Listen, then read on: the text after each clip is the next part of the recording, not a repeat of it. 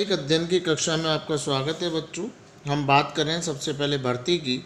संभावित कर्मचारियों को ढूंढने की प्रक्रिया तथा उन्हें संगठन में पदों के लिए आवेदन देने के लिए प्रेरित करने को भर्ती कहते हैं। रिक्त पदों का विज्ञापन बनाते समय वे सूचनाएं जो पद विवरण तथा प्रत्याशियों की रूपरेखा बनाने की प्रक्रिया में एकत्रित हुई थी उनका प्रयोग किया जा सकता है। यह विज्ञापन कारखाने कार्यालय के दरवाजे पर लगाया जा सकता है अथवा छपाई अथवा विद्युत माध्यम से प्रकाशित किया जा सकता है। इस चरण में संभावित प्रत्याशियों को खोजना अथवा वे स्रोत जहाँ से संभावित प्रत्याशी लिए जा सकते हैं पता लगाना सम्मिलित है।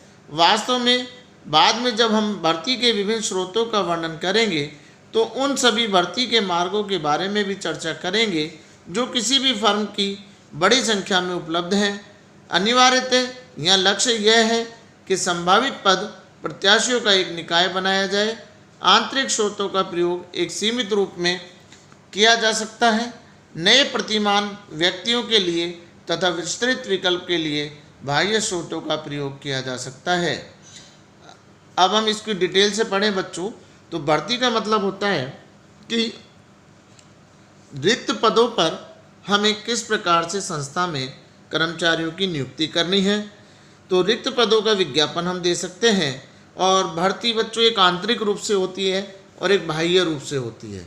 आंतरिक रूप से करनी हो यानी कर्मचारियों से ही प्रमोशन देके करना हो या कर्मचारियों के माध्यम से ही सूचना बाहर तक पहुंचानी हो तो कारखाने या कार्यालय के दरवाजे पे चिपका दें। अगर बाहर तक पहुंचानी है तो बच्चों किसी भी माध्यम से विज्ञापन किया जाए, न्यूज़पेपर में दिया जाए, इंटरनेट के माध्यम से दिया जाए या अखबारों में या टीवी में, तो किसी न किसी माध्यम से मैगजीन में देकर विज्ञापन में कि कौन से व्यक्ति की आवश्यकता है, किस पद के लिए है, क्या उसके लिए क्वालिफिकेशन होनी चाहिए, क्या उसमें योग्यता हो, तो इन सब का विवरण हम भर्ती के विज्ञापन में दे सकते हैं। तो उसके पश्चात हम उनसे आवेदन ले सकते हैं। आवेदन लेने के बाद आता है बच्चों चयन। चयन एक ऐसी प्रक्रिया है जो भर्ती के समय बनाए गए संभावित पद प्रत्याशियों के निकाय में से कर्मचारियों को चुनती है। यहाँ तक कि उन अत्यंत विशिष्ट पदों के लिए भी जहाँ विकल्प कम है। चयन प्रक्रिया की कठोरता दो मुख्य प्रयोजनों की पूर्ति करता है। पहला, यह सुनिश्चित आश्वस्त करती है कि संस्था को उपलब्ध व्यक्तियों में सबसे योग्य नियुक्त हो। दूसरा, चयनित कर्मचारियों को स्वयं के सम्मान तथा प्रतिष्ठा को बढ़ाती है तथा इस बात को भी उन्हें व्यक्त करती है कि संगठन में यह प्रक्रिया किसी गंभीरता से की जाती है। इसमें विभिन्न प्रकार की परीक्षाएं, साक्षात्कार सम्मिलित हैं जिनका वर्णन बाद में किया गया है।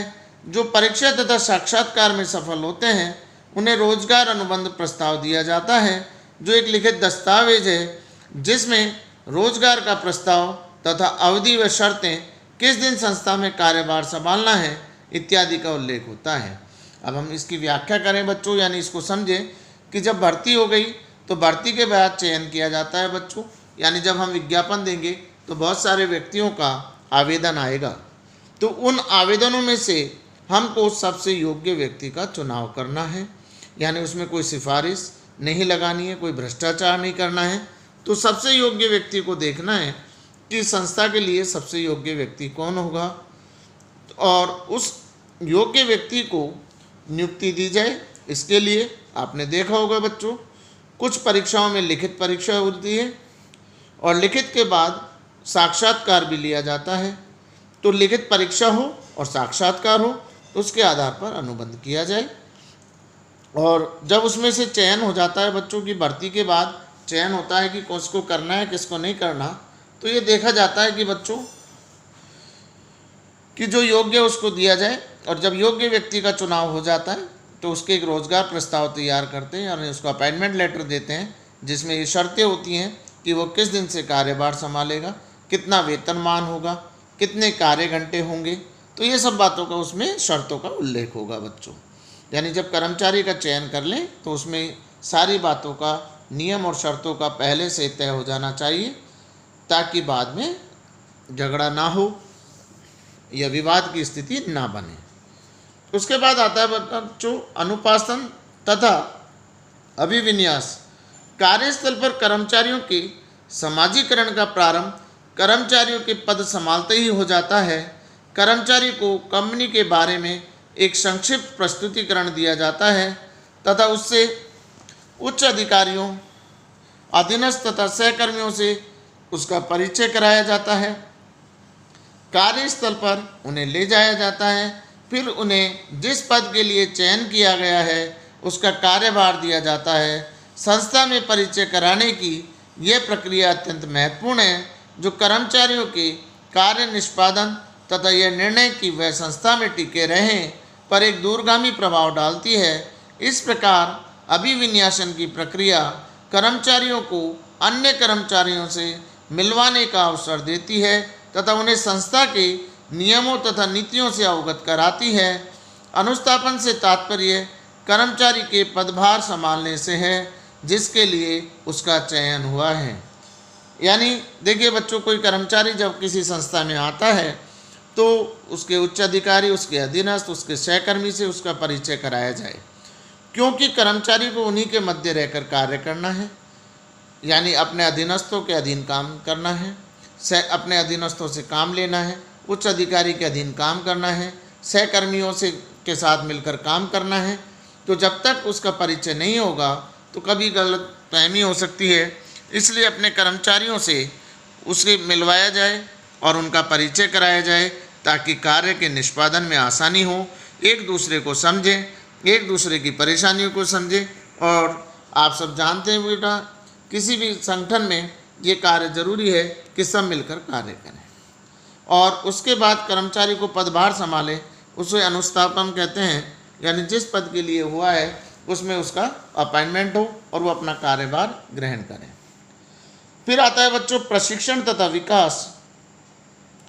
व्यक्ति केवल नौकरी पाने की कोशिश नहीं करते बल्कि एक जीवन वृत्ति पाने का प्रयास करते हैं, क्योंकि बच्चों जिस कार्य में एक व्यक्ति लग जाता है तो वो पूरे जीवन भर वही कार्य करता है और वो उसकी जीवन वृत्ति बन जाती है।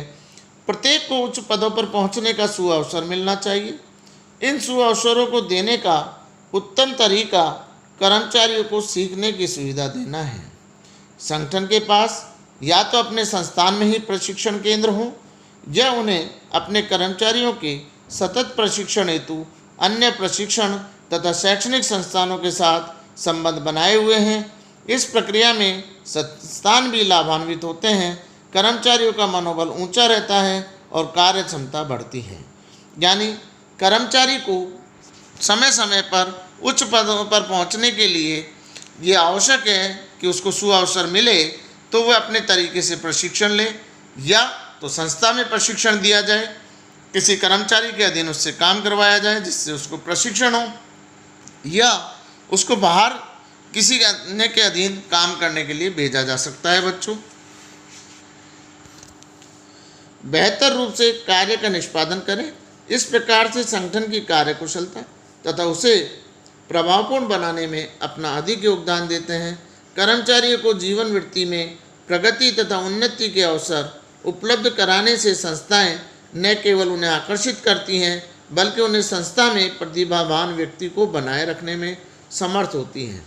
देखिए बच्चों, कर्मचारी तो तरक्की चाहेगा ही चाहेगा, इसके अलावा जब योग्य कर्मचारी को वहीं पदोन्नति दे दी जाएगी तो उसका लाभ संस्था को भी मिलता है, क्योंकि योग्य व्यक्ति बार बार नहीं मिलते, और जो आपकी संस्था से एक बार जुड़ जाता है तो उसका एक लगाव हो जाता है। इसलिए संस्था भी उस योग्य और प्रतिभावान व्यक्ति को नहीं खोना चाहती, इसलिए वो प्रशिक्षण दिला के अपने यही कार्यस्थल पर रखती है। अगला आता है बच्चों निष्पादन मूल्यांकन। निष्पादन मूल्यांकन का उद्देश्य यह निर्धारित करना होता है कि कर्मचारी अपने पदों की मांगों को पूर्ति करने में कितना सफल है। सुधार के लिए पुनर्निवेशन का होना आवश्यक है। इन मूल्यांकनों का उपयोग प्रशिक्षण, पदोन्नति एवं पारिश्रमिक से संबंधित विभिन्न उद्देश्यों के लिए किया जाता है। बच्चों, जिस कर्मचारी को हमने रखा उसने निर्धारित उद्देश्य को पूरा किया या नहीं किया, यानी वो उस कार्य के लिए में सफल हुआ, जिस पद के लिए उसको रखा, अपने कार्य का निष्पादन ढंग से किया, और इसी बात पर उसकी वेतन वृद्धि, उसका प्रशिक्षण, उसकी पदोन्नति सब निर्भर करती है बच्चों। उसके बाद आता है पदोन्नति एवं भविष्य नियोजन। संगठन गतिशील होते हैं, परिणाम स्वरूप लोगों में उच्च पदों की ओर प्रगति की निरंतर आवश्यकता होती है।